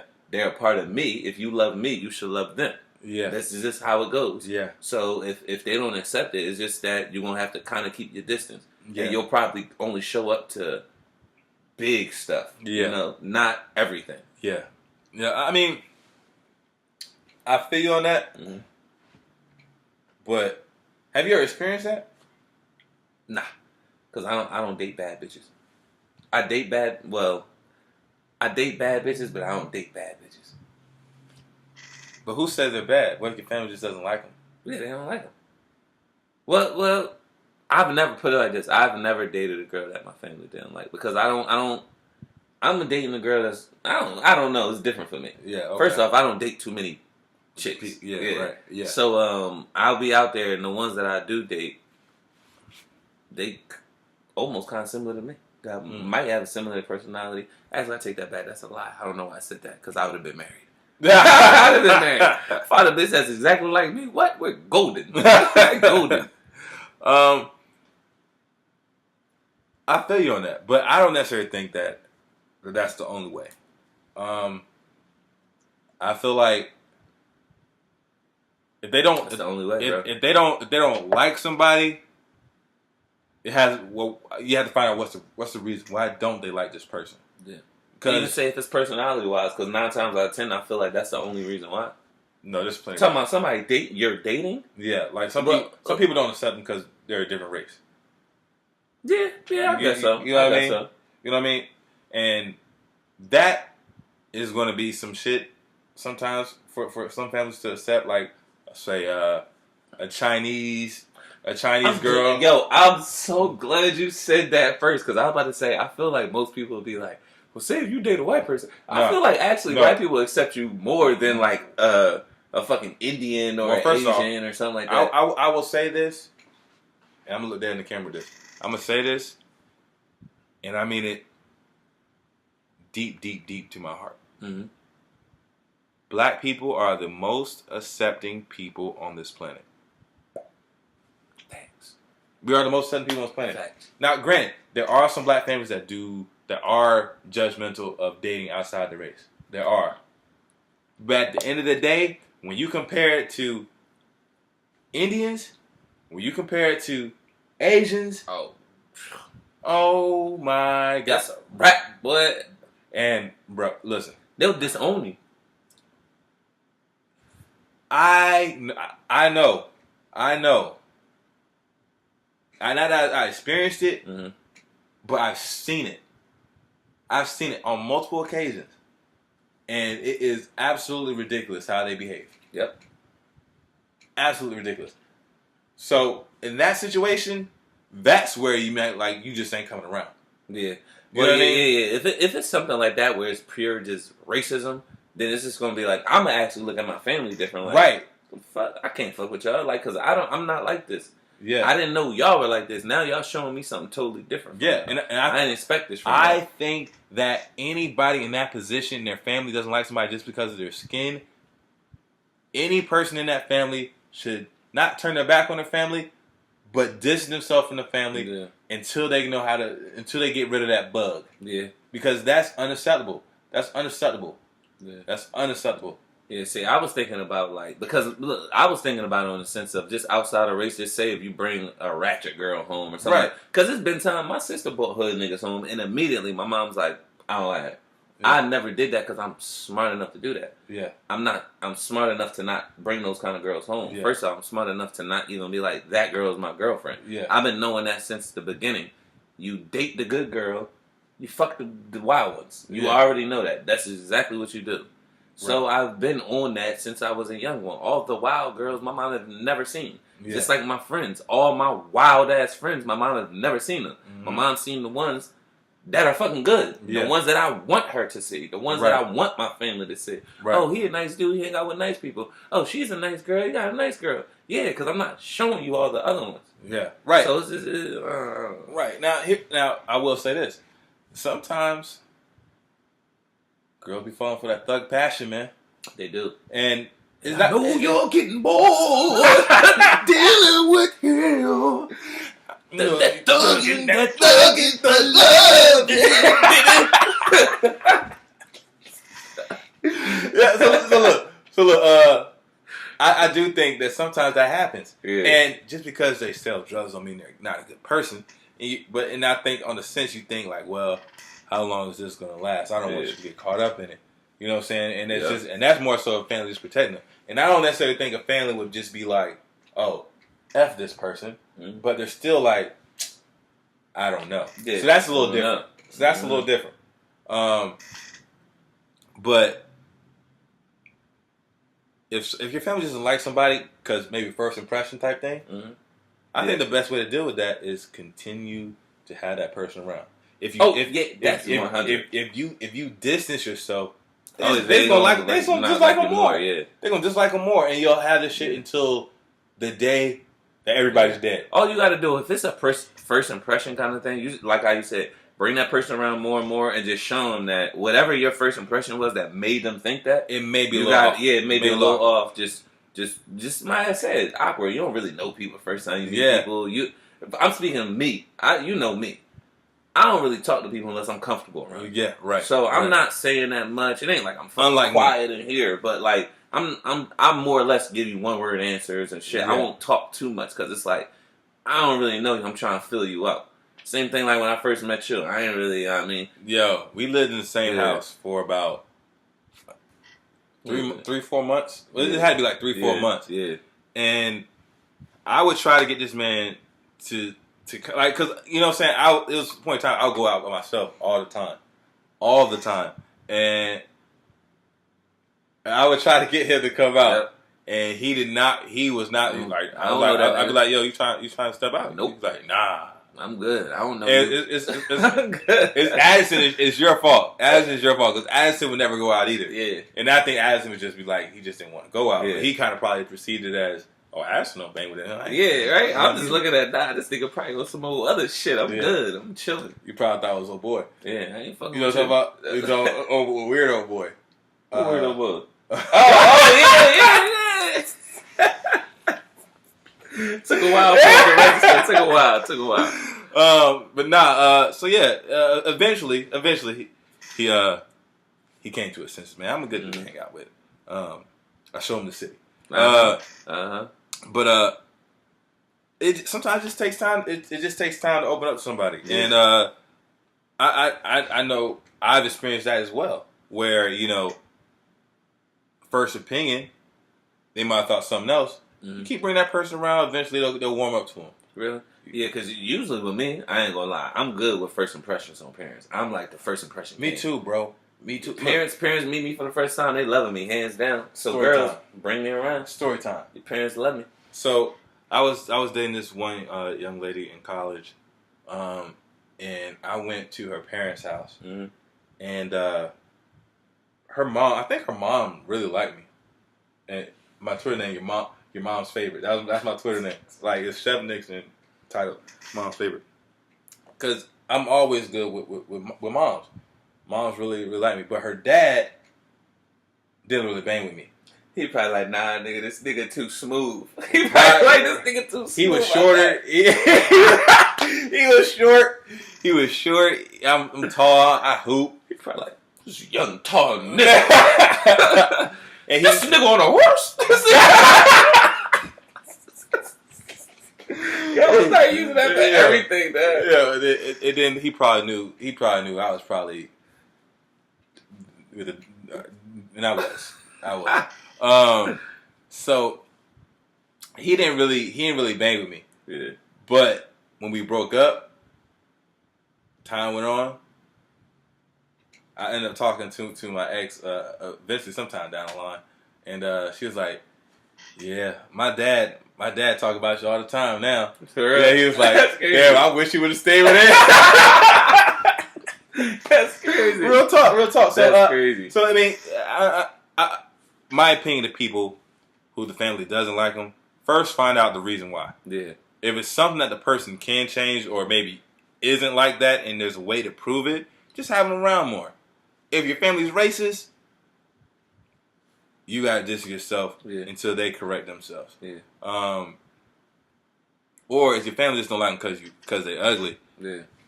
Man, hey, look, they might just be ugly. I'll give an example. Like I said, I never brought a girl home that my parents wasn't like. They like all or my mom, I'll say. Yeah. My mom like all my girlfriends I had. But my sister different. I will say she brought home one nigga I can remember. I was cool with him, cool as hell. I ain't gonna say his name and shit, but no face, no case. Yeah. Tall nigga, all that shit. But from Philly, we was living in Jersey. Or no, we might have still been living in Philly at this time. It was my sister's Sweet 16. You know when you at Sweet 16, you gotta wear the gown, you gotta come dressed up. Yeah. Everybody gotta come dressed up. So her boyfriend shows up with her friend, with his friend that was dating my sister's best friend at the time, named Danielle. R.I.P. Danielle. She passed away when we was real young. Damn. Got electrocuted in the bathtub. Yeah, crazy. Yeah. A lamp fell in. I'm trying to tell you, man, we came from some shitty situations. Yeah. The power went out. She had the fucking, or not power, but something. I don't know those. I was mad. Something happened, and she had a lamp on the side of the tub, and somehow she knocked it in and killed herself. Yeah, it wasn't. It was accidental. Yeah. It wasn't. So I think she was actually trying to get out the tub and slipped and knocked it in, and then she got electrocuted. And then her mom actually, I think, kind of went crazy because she blamed herself for the death. Because it was a situation to where she was going to wake up late because she set the alarm, and she was going to wake up late and just take, people usually get up, take a little bird bath, grab your washcloth, wash your face, and just, do your get your shit and just go. She was going to do one of those, but her mom woke her up early to take a bath. And I don't even think they weren't even in high school because I was young. Yeah. So I think this is like middle school. So she died in middle school. Damn. Yeah, so that's what happened with her, but that that was a totally different thing. But it was my sister's best friend, her boyfriend, and his friends come, which is the girl Danielle, her boyfriend at the time. These niggas showed up in a motherfucking tall ass tee that came up to like short sleeve was here. Jeans baggy as hell with some Tommy Hilfiger sneakers on. Showed up to a suite. My sister had on an all white bedazzled gown. Looked like she was getting married. I'm in a fucking suit. I'm like fucking 8. I don't know what the fuck I'm doing. I'm over here performing Drew Hill and shit. I'm over here. Yeah. I'm fucking moonwalking and shit. Yeah, I'm over here thinking I'm Cisco and Michael Jackson.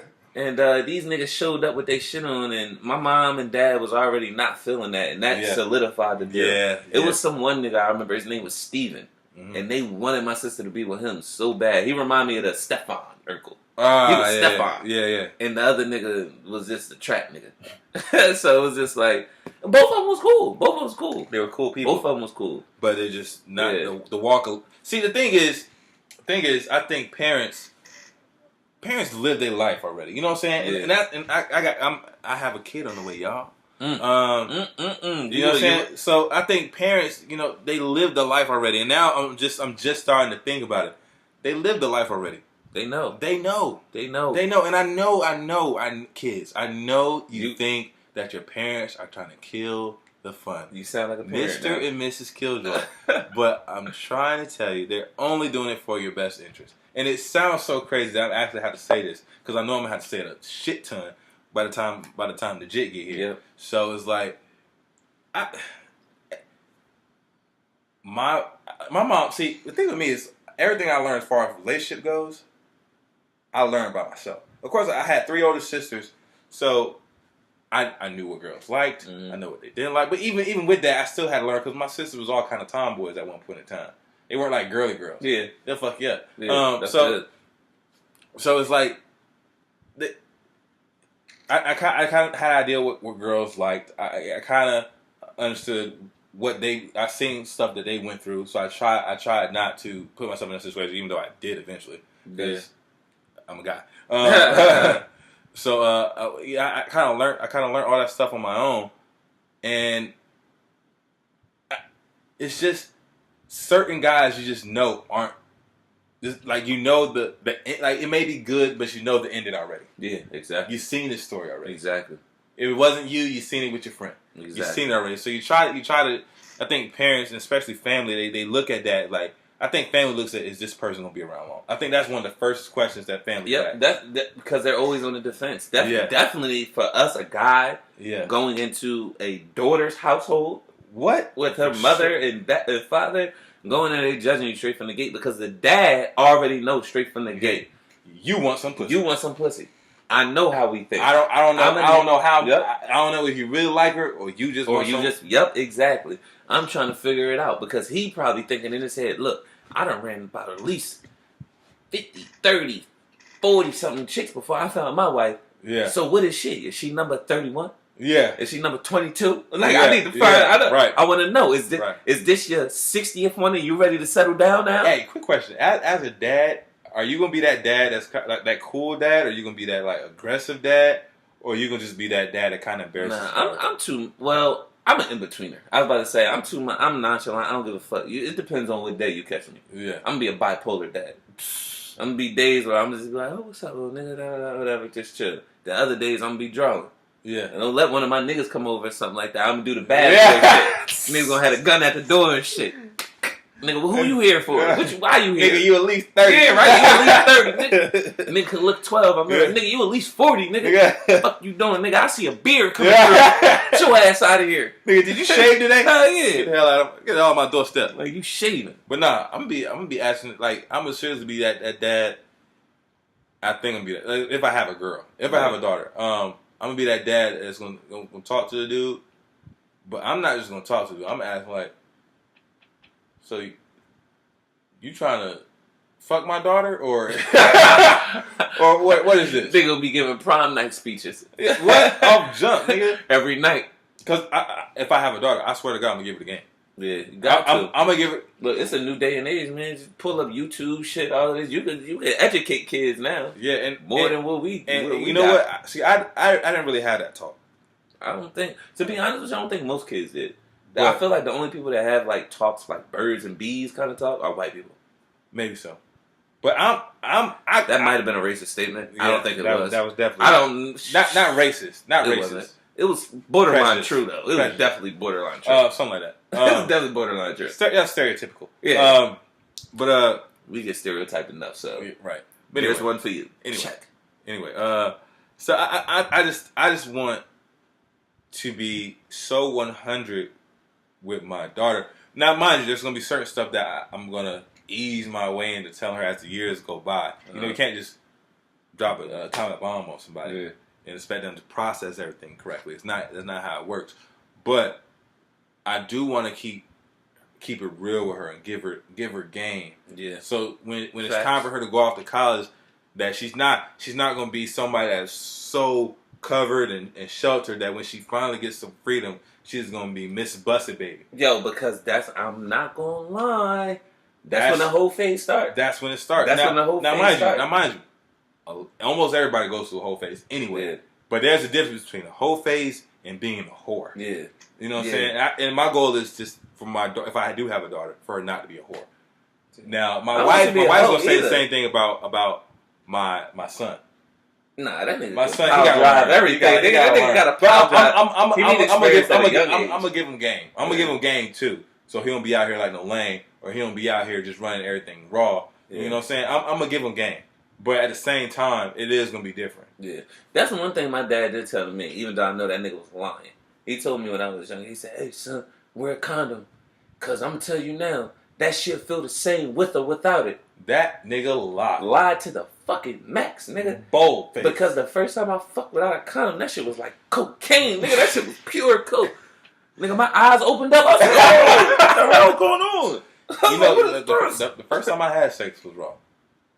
Fuck me up. Did I? No, I think I was too, because that, nigga, we was in like the AIDS academic and shit, so nah, first time I cracked. Nah, man. I had a strap, nigga. Nah, bro. It took me a while to start doing some shit like that. Christmas Day, bro. That's crazy. Christmas Day. Got some Christmas pussy. Went to go see a movie. On the Lord's birthday. Hey. On the Lord's birthday. I guess he blessed you, huh? No face, no case, no name. But yeah. Hey, Mike, remember that black car? Remember that black car? Yeah, so that's that. I mean, I don't know. Here's my thing. But back to what we were saying. Get back to the topic. You know what I'm saying? The best thing to do is, first off, you just got to pick your person right. Pick your partner right. You do that, I think you'll be straight. I think you'll be fine. And then make sure you have, just if it's something that they can change or something that you see that they haven't seen yet, just have the person around more. Yeah, right. I agree with that. Right. All right, so that's all we got for today. That's all we got. Much love. Follow me, Chef_Nix, Nix, on Twitter. Chef Nix on IG. Shooting the Breeze Podcast on IG. And you can follow me at regular_guy_Jeff on IG. So, yes, that's it. Remember, like, share, comment, and we out. We out of here. Peace.